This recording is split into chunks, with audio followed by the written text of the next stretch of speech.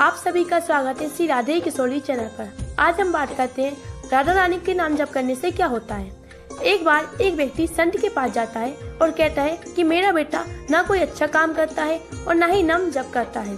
तो संत जी कहते हैं ठीक है बेटा, एक दिन तू उसे मेरे पास लेकर आ जा। अगले दिन वो व्यक्ति अपने बेटे को लेकर संत जी के पास गया।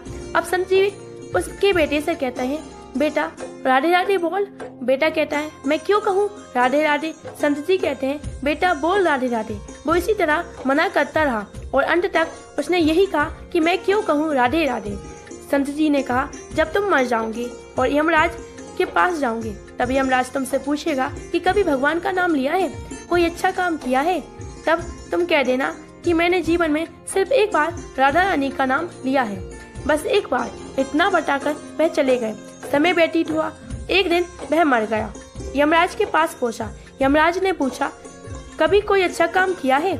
उसने कहा हाँ महाराज, मैंने जीवन में सिर्फ एक बार राधा रानी का नाम बोला था, आप उसकी महिमा बताइए। यमराज सोचने लगे एक बार नाम की महिमा क्या होगी, इसका तो मुझे नहीं पता।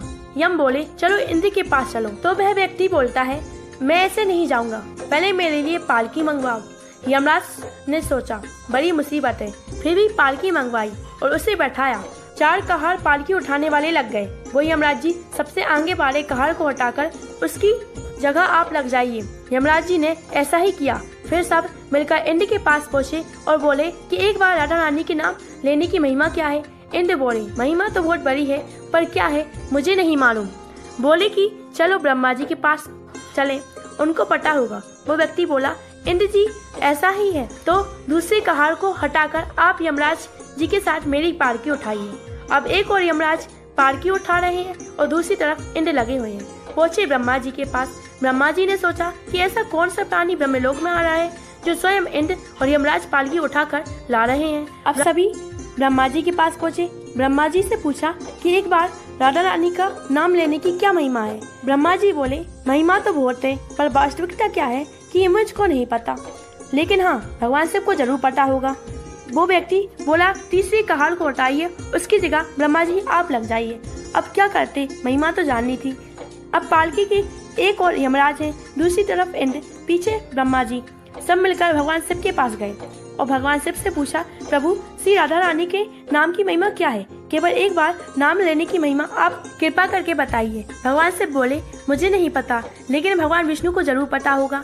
वो व्यक्ति शिव जी से बोला अब आप भी पालकी उठाने में लग जाइए। इस प्रकार ब्रह्मा, शिव, यमराज, इंद्र चारों उस व्यक्ति की पालकी उठाने में लग गए और भगवान विष्णु लोक पहुँचे। विष्णु जी से पूछा कि एक बार श्री राधा रानी के नाम लेने की महिमा क्या है। भगवान विष्णु कहते हैं अरे जिसकी पालकी स्वयं मृत्यु के राजा यमराज, स्वर्ग का राजा इंद्र, ब्रह्मलोक के राजा ब्रह्मा और साक्षात भगवान शिव उठा रहे हैं, इससे बड़ी महिमा क्या होगी। जब सिर्फ एक बार श्री राधा रानी के नाम लेने के कारण आपने इसको पालकी में उठा लिया है, तो अब ये मेरी गोद में बैठने का अधिकारी है। भगवान श्री कृष्ण कहते हैं जो केवल राधा रानी नाम का राह बोलता है तो मैं सब काम छोड़कर उसके पीछे आ जाता हूँ, और जैसे ही वह धार शब्द का उच्चारण करता है तो मैं दौड़ लगाकर उसे अपनी गोद में भर लेता हूँ। दोस्तों केवल ये सिर्फ एक बार राधा रानी के नाम जप करने की महिमा है। तो आप ही सोचिए अगर आप जीवन भर राधा रानी का नाम जप करेंगे तो आपको क्या फल मिलेगा।